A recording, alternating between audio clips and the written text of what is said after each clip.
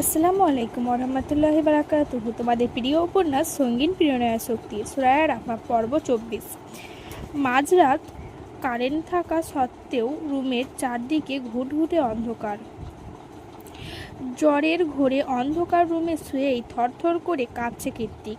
সন্ধ্যা রাতে দুইটা প্যারাসিটামল খেয়েও কাজ হয়নি, উল্টে হাড় কাঁপিয়ে দ্বিগুণ তালে জ্বর উঠেছে। পার্টির লোকেদের থেকে বারবার কল আসতে মোবাইলটাও বন্ধ করে রেখেছে ও। অনেক বেশি জ্বরের তোপে অন্ধকার রুমের মাঝেই জোনাকি পোকা দেখছিল কীর্তিক। ঠিক তখনই গভীর তিমিরকে হাঁটিয়ে একটা মোমবাতি সমেত রুমে প্রবেশ করে কিশোরী অরু। পরনে তার কালো রঙের কামিজ, মাথায় আটদানা ঘোমটা। কীর্তিক তখনও জ্বরের তোপে বারবার দীর্ঘশ্বাস ফেলছিল। অরু মোমটা নিয়ে রুমের মাঝে এগিয়ে এসে নিজে থেকেই বলল, বিদ্যুৎ চলে গিয়েছে, জেনারেটরও নষ্ট হয়ে পড়ে আছে। আপনার তো জ্বর, তাই ভাবলাম মোমবাতি নিয়ে আসি। মোমবাতির প্রয়োজন নেই, আমি অন্ধকার ভালোবাসি, তুই যা তো। কীর্তিকের এহেন ধমকেও অরু যায় না, চুপচাপ দাঁড়িয়ে থাকে ওর পাশে ঘেঁষে। অরুকে অনেকক্ষণ যাবৎ দাঁড়িয়ে থাকতে থেকে কীর্তিক হেঁটে আসা লম্বা চুলের মেয়েটার দিকে কি হলো, যাচ্ছিস না যে? চোখ বন্ধ করে বলে দিতে পারে ওই মেয়েটাই অরু। তাই ও আর স্থির না থেকে হনহনিয়ে হাঁটা ধরল করে বলে, মা আঙ্কেলের সাথে শহরের বাইরে গিয়েছে। মামির অসুখ শুনে সকাল সকাল আপ্পাও নানা বাড়ি গিয়েছে, বলেছিল বিকেলের মধ্যে ফিরবে, কিন্তু ফেরেনি। এখন আবার কারেন্টও নেই। আমার অন্ধকারে ভয় করছে ভাইয়া, এখানে একটু দাঁড়িয়ে থাকি, কারেন্ট এলেই চলে যাব। অরুর আকুতি ভরা টলটলে চোখের দিকে এক পলক তাকিয়ে নিজের একটু সরে গিয়ে অরুর জন্য বিছানাতেই জায়গা করে দিল কীর্তিক। অরুও দুশব্দ না করে ভয়ে ভয়ে সেখানটায় গিয়ে বসে পড়ে। কীর্তিক চোখ দুটো বন্ধ রেখেই অরুর উদ্দেশ্যে বলে, ভালো করে বস, মারব না। অরু এবার ভালোভাবেই বসে হাতে থাকা জলপট্টিটা কীর্তিকের কপালে দেখে দেয়। কীর্তিক ভুরুকুতি করে চোখ উল্টে সেটার দিকে তাকিয়ে বলল, এটা কি দিয়েছিস? অরু জানায়, জ্বর হলে মা আমাদের মাথায় এটা দিয়ে রাখে, এতে অনেকটা আরাম লাগে। আপনি অন্ধকারে জোরে জোরে নিঃশ্বাস নিচ্ছেন, মনে হলো আপনার এটা প্রয়োজন, তাই নিয়ে এসেছি। অরুর কথা শুনে কীর্তিক ওর মুখের পানে চাইল। গত 1.5 বছরে আজই বোধহয় প্রথম ঠিকভাবে অরুর মুখের দিকে চাইল কীর্তিক। সদ্য কিশোরীতে রূপ নেওয়া কচি একটা চেহারা, টিমটিমিয়ে জ্বলতে থাকা মোমের হলদে আলোও ওর চেহারাটা অস্পরিত মতোই সুন্দর লাগছে। তীব্র জ্বরের ঘোরে থাকা কীর্তিকের নেশালো চোখ দুটোতে হুট করে কেন যেন মনে হচ্ছে অরুর মতো মায়াবী মুখ পৃথিবীতে আর দুটো নেই।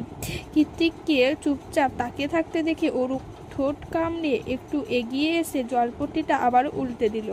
আমার জন্য কেন করছিস সেসব? কীর্তিকের অজ্ঞাত প্রশ্নে উত্তর নেই অরুর কাছে। কী বা বলবে ও? দেখছে মানুষটা জ্বরে পুড়ে যাচ্ছে, অথচ কাউকে মুখ ফুটে বলছে না অবধি, একা একাই কষ্ট সহ করছে। তাই তো হাতে করে জলপট্টিটা নিয়ে আসা। কি হলো, কিছু বলো। অরু আস্তে করে জবাব দেয়, আপনার জন্য কষ্ট হচ্ছিল তাই। কীর্তিকের মতো পরিবারচ্যুত, বেপরোয়া, বেখেয়ালি, মায়ার বাঁধনহীন ছেলের কাছে অরুর অযাচিত মনে মুখ ফসকে বলা এই বাক্যটা ছিল আকাশসম আন্তরিকতা। অরুর কথায় অধিক তাপমাত্রায় দাউ দাউ করে জ্বলতে থাকা হৃদয়টা হঠাৎ করেই কেমন শীতল হয়ে গেল। উল্টে হৃদস্পন্দন বেড়ে গেল দ্বিগুণ তালে। হুট করেই মনে হতে লাগলো অরু ওর আপন, খুব আপন। অরুর দিকে তাকে হিজিবিজি ভাবতে ভাবতে কখন যে বিদ্যুৎ চলে এসেছে টের পায়নি কীর্তিক। টের পাওয়ার কথাও নয়, কারণ এই রুমে কখনো আলো জ্বলছে না। বাইরে ঘরে মৃদুর আলো জ্বলতে দেখে অরু বলে, বিদ্যুৎ চলে এসেছে, এবার আমি যাই।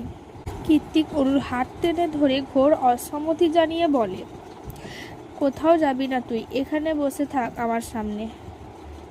কেন? কৃতিক হাসির স্বরে জবাব দেয়, তোকে দেখবো তাই। কৃতিক শক্ত করে অরুর হাত ধরে রেখেছে। উপায়ন্ত না পেয়ে অরু সেখানেই বসে থাকে সারা রাত। এক পর্যায়ে ঝিমুতে ঝিমুতে কখন যে কৃত্তিকের বুকের উপর ঘুমিয়ে পড়েছে সেটা অরুর অজানাই রয়ে যায়। অথচ কৃত্তিকের চোখে এক ফোঁটাও ঘুম নেই। ও সারা রাত জেগে ঘোর লাগা চোখে অরুকে দেখেছে।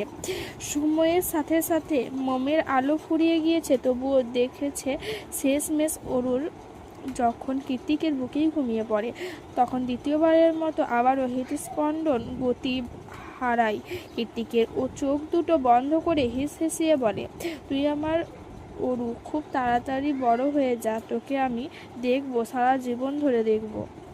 সেদিন রাতের পর থেকে কৃত্তিকের হৃদয়ে বাসা বাঁধে অরুর প্রতি অজানা এক আসক্তি, যার কোনো নাম দাম নেই, শুধু হৃদমাঝারে বয়ে চলা এক সুপ্ত গভীর আর বেসামাল অনুভূতির তাড়াছাড়ি। ধীরে ধীরে সবার আড়ালে শুরু হয় অরুর প্রতি নিজের দখলদারি।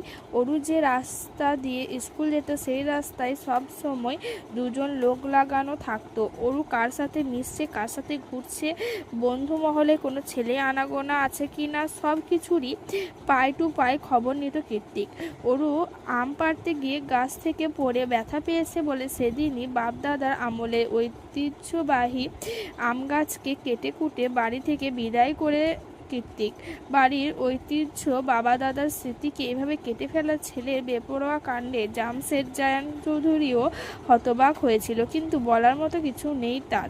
কী বা বলবে, ছেলে কি তার কথা শোনে? এ ভেবে সময়ের পরিবর্তনে সেই আসক্তি বৃদ্ধি পেতে থাকে দ্বিগুণ হারে। স্কুল ব্যতীত কীর্তিকুঞ্জের বাইরে পা রাখা নিষিদ্ধ হয়ে যায় অরুর জন্য। কিশোরী অরুর মাথায় ঢোকে না হঠাৎ করে কৃত্তিক কেন তার ওপর এত অধিকার দেখাচ্ছে। আগে তো কখনো আসতো না, কখন যেত তারই হদিস থাকতো না। আর এখন বাড়িতে কেউ না থাকলে কৃত্তিককে দেখতে পায় অরু। শুধু দেখতে পাই বললে ভুল হবে, ওকে জোরজবরদস্তি করে নিজের সামনে বসিয়ে রাখে কৃত্তিক। চোখের সামনে থেকে সরলেই গালে এসে আছড়ে পড়ে শক্ত হাতে থাপ্পড় খেয়ে অরু কাঁদতে পুনরায় থাপ্পড়। এইভাবেই দিন যাচ্ছিল সবার আগোচরে। ভেতরে সুপ্ত অনুভূতিগুলো তরতর করে বাড়ছিল কৃত্তিকের মাঝে।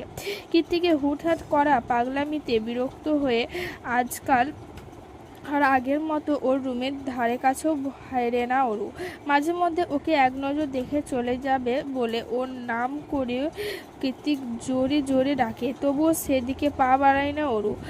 তবে আজকে দুরু দুরু বুকে সেই আসতেই হলো কৃত্তিকের রুমের সামনে। বাড়ির অফিস রুমে পার্টি অফিসের মিটিং চলছে, সবাই উপস্থিত, অথচ কৃত্তিকের খবর নেই।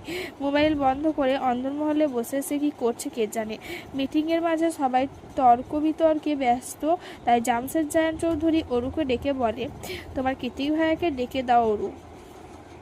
তার কথা রাখতেই আপাতত ভোর সন্ধ্যাবেলা কৃত্তিকের রুমে কড়া নেড়েছে অরু।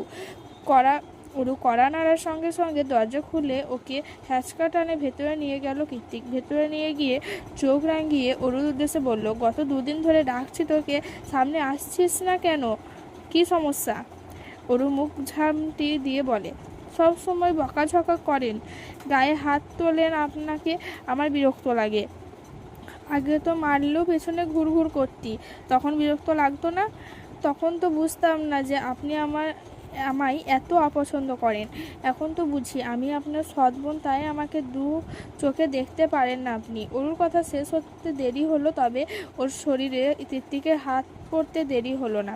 কৃত্তিক চোয়াল শক্ত করে তীক্ষ্ণ দৃষ্টি নিক্ষেপ করে বলল, এটা কেন কোনো দিয়েছি জানিস? নিজেকে আমার সৎ বোন দাবি করার জন্য। তুই আমার বোন না, আমার বোন হওয়ার কোনো যোগ্যতা নেই তোর মাঝে, নেই। আর না আমি তোকে বোনের নজরে দেখি। মার খেয়ে গালে হাত দিয়ে মেঝেতে বসেই ফুপিয়ে কাঁদছে অরু। খানিকক্ষণ দাঁড়িয়ে থেকে নিজের ক্রুদ্ধ মস্তিষ্কটাকে স্থির করে অরুর মুখোমুখি হয়ে বসে পড়ে কৃত্তিক। তারপর আলতো হাতে ওর চোখের পানি মুছিয়ে দিয়ে বলে, আই এম সরি অরু, খুব লেগেছে। কেন আমাকে এভাবে যন্ত্রণা দিস বলতো? তুই যখন আর একটু বড় হবি তখন আমার আজকের কথাগুলি ঠিক বুঝতে পারবি। ততদিন শুধু তোকে একটু দেখে দেখে রাখতে হবে আমার। কৃত্তিকের মুখের আদুরে আওয়াজ শুনে অভিমানে অরু এবার শব্দ করেই কেঁদে উঠল। এভাবে নাক ফুলিয়ে কান্দার ওকে অনেক বেশি আকর্ষণীয় আর মায়াবী লাগছিল কৃত্তিকের চোখে। তাই নিজেকে সংযত না রাখতে পেরে হুট করেই ওর গালে সশব্দে চুমু খেয়ে বসলো কৃত্তিক। তবে ওদের বসার ধারণাটা এমন ছিল যে কেউ পেছন দিক থেকে দেখলে ভুল বুঝতে পারে। হলেও তাই। মিসেস আজমেরি শেখ বাড়িতেই ছিলেন সেদিন। কৃত্তিকের রুম থেকে মেয়ের ক্রন্দনরত আওয়াজ শুনেই তিনি বুঝতে গিয়েছেন আবারও হয়তো তার ছোট মেয়েটাকে মেরেছে কৃত্তিক। তৎক্ষণাৎ তিনি মেয়েকে নিয়ে আসার জন্য কৃত্তিকের রুমের দিকে এগিয়ে গেলেন। তবে রুমে প্রবেশের আগেই পা দুটো আটকে গেল তার। সন্ধ্যা রাতে আবছা আলোয় তিনি স্পষ্ট দেখলেন তার ছোট মেয়ের সাথে ঘনিষ্ঠ সময় পার করছে কৃত্তিক। পার্টি অফিসের ছোট বড় সবার সামনে পরপর অনর্গল থাপ্পড়ে আঘাতে রক্তাক্ত হয়ে উঠেছে কৃত্তিকের গৌর মুখমণ্ডল। আর দুটো থাপ্পড় দিলেই হয়তো নাক ফেটে ফিনকি দিয়ে রক্ত বেরিয়ে আসবে। তবুও কিছুতেই থামানো যাচ্ছে না জামশেদজান চৌধুরীকে। রাগের তোপে থরথর করে কাঁপছেন তিনি। হাতের পাশাপাশি মুখ দিয়ে যা আসছে সেটা বলেই আঘাত করছে নিজের একমাত্র ছেলেকে। অনু ওর মায়ের আঁচল ধরে রুমের এক কোণে কুড়কুড়ে দাঁড়িয়ে আছে। জামশেদজান চৌধুরী ওকে মারতে মারতে ক্লান্ত হয়ে বললেন, আমার আগেই বোঝা উচিত ছিল কোনো আমেরিকান নাচনেওয়ালি ছেলের চরিত্র এর চেয়ে ভালো আর হবে না। বরাবরই নিজের মায়ের কথা শুনলে কৃত্তিকের মাথায় রক্ত উঠে যায়, উগ্রতার চরম সীমানায় পৌঁছে যায় ও। এবারও তাই হলো। চিৎকার দিয়ে নিজের বাবার মুখের ওপর বলল, তুমি সেই আমেরিকান নাচনেওয়ালিকে ভালোবেসে বিয়ে করেছিলে, যার ফল আমি। সঙ্গে সঙ্গে জামশেদজান আবারও ওকে সজোরে চড় মারলেন। অতঃপর আশেপাশে চেলাপেলাদের ডেকে বললেন, প্রাইভেট জেটের ব্যবস্থা করো, আজ এই মুহূর্তে ও দেশ ছাড়বে। স্বাধীনতা পেতে পেতে ওর ভেতরে পুরোটাই নর্দমার মতো কালো হয়ে গিয়েছে। ওকে শুদ্ধ করার জন্য প্রয়োজন। তার জন্য সবার আগে ওর স্বাধীনতা হরণ করতে হবে আজ এই মুহূর্তে। কৃত্তিক চৌধুরী রাজনৈতিক পদ বাতিল করা হলো। তোমরা রাজনৈতিক জীবন এখানেই সমাপ্ত। বিদেশে গিয়ে মানুষ হয়ে ফিরো। বাবার কথার পিঠে কৃত্তিক একটা তাচ্ছিল্যে হাসি ছুড়ে মারে। দলের লোকেদের হাত থেকে নিজের পাসপোর্ট আর ব্যাগটা ছো মেরে নিয়ে ছোট্ট অরুর দিকে এক পলক তাকিয়ে আবারও চোখ সরিয়ে বলে, ফিরবো না, কোনো দিন ফিরবো না এদেশে। শুধু একটা গুরুত্বপূর্ণ জিনিস রেখে গেলাম, সময় হলে সেটাও নিয়ে যাব। কারণ কৃত্তিক কোনো জিনিস হাত পেতে নেয় না, কেড়ে নেয়। কৃত্তিক যখন গাড়ি করে বেরিয়ে যাচ্ছিল তখন দোতলা দেওয়ালা জোড়া জানলা দিয়ে ওর পানে অসহায়ের মতো তাকিয়েছিল অরু। কৃত্তিকও তাই। ও গাড়িতে বসেছিল ঠিকই, তবে হিংস্র দপদপে চোখ দুটো ছিল দোতলার জানলার নিবদ্ধ। এক পর্যায়ে গাড়িটা যেতে যেতে চোখের আড়াল হয়ে যায়, তবুও সেদিকে তাকিয়ে রয় অরু। কী নিয়ে এত ঝামেলা হলো সেসব মাথায় না ঢুকলেও এটা ঠিকই বুঝতে পেরেছে ও, আজ ওর জন্যই বাড়ি ছাড়া হয়েছে বাড়ির একমাত্র রাজপুত্র জায়ান কৃত্তিক চৌধুরী। ওদিকে যেতে যেতেই কৃত্তিকের কেটে যাওয়া ঠোঁট দুটো বাঁকা হাসিতে প্রসারিত হলো। ব্যাক সিটে গা এলিয়ে দিয়েই বিড়বিড়ালো সে, I love is temporary but obsession is permanent and I am ডোন্টনাগেলস obsessed with you arse sick. খুব বেশি নয়, আমাকে সামলানোর মতো একটুখানি বড় হও, আমি অপেক্ষার প্রহর গুনছি। ক্যালিফোর্নিয়াতে আজ বেজায় ঠান্ডা পড়েছে। প্রশান্ত মহাসাগরীয় কনকনে ঠান্ডা হাওয়া এসে একেবাকে নাক মুখে ছিঁয়ে ভেতরে প্রবেশ করছে। এলোমেলো বাতাসে তীব্রতায় ঝরে পড়া আকর্ষণীয় ম্যাপল পাতায় ভরে উঠেছে রাস্তাঘাট। আজকে আর যেন তেন শীতের প্রশ্বাস পরে শীত নিরবর করার সুযোগ নেই। তাই তো উষ্ণ কোট, গ্লোভস পরে, পায়ে বুট, মাথায় উলের বিনি হ্যাট পরে একেবারে রয়েস হয়ে বাইরে বেরিয়েছে অনু। আজ বাইরে না গিয়ে ভেলভেট কমফোর্টের মধ্যে শুয়ে আরাম করে ঘুমালে হয়তো সবচেয়ে বেশি ভালো হতো, কিন্তু আগামীকাল মায়ের অপারেশন, আজ না গেলে কেমন করে হবে। গত দুদিন ধরে অরু আর কৃত্তিক বাড়িতে নেই। এই দুদিনে ওর যথেষ্ট খেয়াল রেখেছে প্রত্যয়, সবসময় ফোন করে খোঁজ নেওয়া, সন্ধ্যায় বাড়ি ফেরার পথে এগিয়ে দেওয়া, কিংবা নার্সিংহোমে কোনোরূপ জরুরি প্রয়োজনে ছুটে আসা। কি না কি করেছে।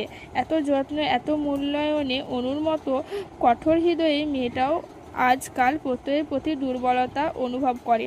ইচ্ছে তো করে হৃদয়টা বের করে হাতে তুলে নিয়ে প্রত্যয়কে উপহার দিয়ে দিতে। অফারটা অল হি ডিজার্ভ ইট। প্রত্যয়কে নিয়ে অসংখ্য ডানা বাঁধা স্বপ্ন আর ভাবনারা মাথায় কিলবিল করছে অনুর। মাঝে মাঝে অযাচিত মনে একাই ফিক করে হেসে উঠছে ঠোঁট জোড়া। এক মনে প্রত্যয়কে নিয়ে ভাবতে ভাবতে কখন যে বাস স্টপেজে কাছে চলে এসেছে তার টেরও পায়নি অনু। যখন টের পেল তখন দেখলো বাস এখনো আসেনি, অপেক্ষা করতে হবে কিছুক্ষণ। তাই এগিয়ে গিয়ে একটা শিশিরে ভেজা বেঞ্চি হাত দিয়ে সামান্য পরিষ্কার করে সেখানটায় বসে পড়ল ও। বেঞ্চিতে বসার সঙ্গে সঙ্গে পুনরায় চোখের সামনে দৃশ্যগত হলো পূর্বের ন্যায় একই ঘটনা। এই নিয়ে পরপর 3 দিন এই মেয়েটাকে প্রত্যয়ের সঙ্গে দেখছে অনু। রাস্তার ওপাশেই ক্যাফেটেরিয়াতে দাঁড়িয়ে আছে ওরা দুজন। প্রত্যয় কয়েক সেকেন্ড দাঁড়িয়ে মেয়েটাকে কিছু একটা বলে গাড়ি নিয়ে চলে যায়। প্রত্যয় চলে যেতেই একদম হুট করে অজ্ঞাত মেয়েটার চোখে চোখ পড়ল অনুর। এভাবে চোখাচোখি হওয়ার ভেতরটা কেমন আটকে উঠল ওর। তৎক্ষণাৎ তড়িৎ গতিতে চোখ নামিয়ে নিল অনু। জিভ দিয়ে অধর ভিজিয়ে বিড়বিড়ি করে বলল, কে এই মেয়ে? সবসময় প্রত্যয় সাহেবের সাথেই কেন দেখা যায় তাকে? ওনার বোন? কই চেহারাটাতে তো মিল নেই। এই যে অনু অস্পষ্ট বিরানির মাঝে স্পষ্ট বাংলায় ওকে ডেকে উঠল কেউ। অনেকদিন পর অচেনা মুখে বাঙালি আওয়াজ শুনতে চট করে মাথা তুলে চাইল অনু। তবে সেই মানুষটিকে দেখে খুশি হওয়ার বদলে উল্টে ভুরু কুঞ্চিত হয়ে গেল ওর। তো একটু আগে প্রত্যয়ের সাথে দাঁড়িয়ে থাকা সেই বাঙালি মেয়েটা এখানে কি করছে সে? অনু চুপচাপ তাকিয়ে আছে দেখে মেয়েটা পুনরায় বলল, কানে শুনতে পাও না নাকি? মেয়েটার কথায় চরম ক্রোধের বহিঃপ্রকাশ ঘটল। কৌয়া নেই, বাত্রা নেই। হুট করে এসে এভাবে খিটখিটে আওয়াজে কথা বলাটা মোটেই পছন্দ হলো না অনুর। মেয়েটার আচরণে সুন্দর মেজাজটা হঠাৎ করেই কেমন বিগড়ে গেল। তবুও যতটুকু সম্ভব নিজেকে সংবরণ করে কাটকাটা আওয়াজে অনু বলল, কি চাই? অনুর থেকে বোধ হয় এতটা কাঠিন্য আশা করেনি মেয়েটা, তাই ওকে চোখ পাকিয়ে গলার স্বর কঠিন করে সে বলে, এই মেয়ে, কাকে কি বলছো তুমি?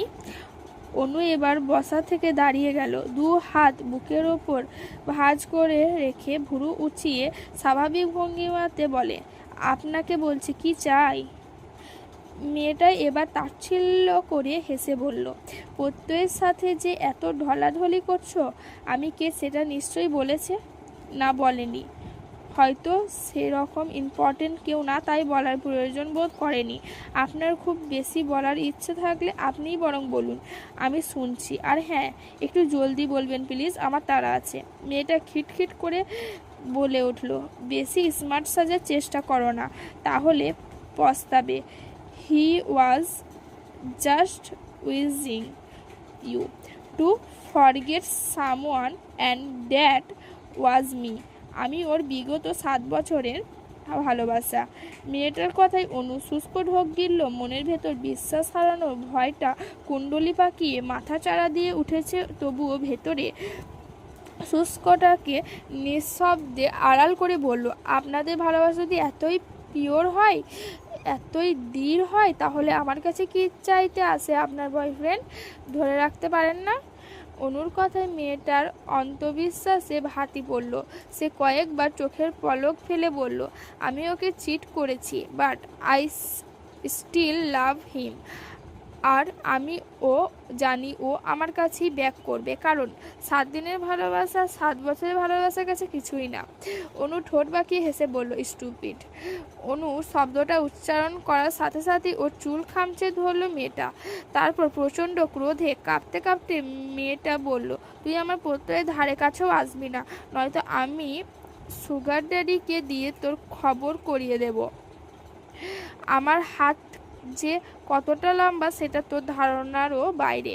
অনু বিপরীতে কিছু বলবে তার আগে কোথা থেকে যেন ছুটে এসে এক ঝটকায় ধাক্কা মেরে মেয়েটার হাত সরিয়ে দেয় প্রত্যয়। অন্য হাতে অনুকে আগলে ধরে চিৎকার দিয়ে ওঠে, আর ইউ ক্রেজি? রাস্তার মধ্যে কি করছো এসব? নেক্সট টাইম এভাবে পেছনে পড়ে থাকলে আমি তোমার নামে পুলিশে কমপ্লেন করতে বাধ্য হব তিন্নি।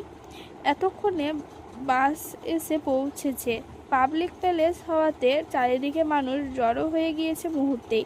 সবার দৃষ্টি এখন ওদের তিনজনের দিকে। কেউ কেউ তো সুযোগ পেয়ে ভিডিও করা আরম্ভ করে দিয়েছে। অনু এতক্ষণ যাবৎ চুপ করেই ছিল, কিন্তু এই মুহূর্তে প্রত্যয়ের এসব আগলা দরদ ওর মোটেই ভালো লাগছে না। গা ঘিন ঘিন করছে, ইচ্ছে তো করছে প্রত্যয়কে সাপটে একটা চড় মেরে দিতে, কিন্তু পাবলিক প্লেসে নাটক করে কারোর হাসির পাত্র হতে চায় না অনু। তাই যথাসম্ভব দ্রুত গতিতে প্রত্যয়ের বাহু থেকে নিজেকে এক ঝটকায় ছাড়িয়ে হাঁটা ধরল রাস্তায় উল্টো পথে। ওকে এভাবে চলে যেতে দেখে প্রত্যয়ও হাঁটা দিল অনুর পিছু পিছু। প্রত্যয় পেছনে আসছে ব্যাপারটা বুঝতে পেরে অনু ঘাট ঘুরিয়ে কাট কাট গলায় বলল, ওখানেই দাঁড়ান, আর আসবেন না। অনুরোধ নয়, নিষেধ করছি। অনুর নিম পাতার মতো তেতো কথায় প্রত্যয় আর এগোতে পারল না। অগতেই দাঁড়িয়ে পড়ল রাস্তার মাঝখানে। অনু চোখ মুছতে মুছতে দ্রুত পায়ে হেঁটে চলে গেল সেখান থেকে। যতক্ষণ পর্যন্ত অনুকে দেখা যায় ঠিক ততক্ষণ ওর যাওয়ার পানে নিষ্প্রভ চোখে তাকিয়ে রইল প্রত্যয়। এক পা ও নাড়ল না।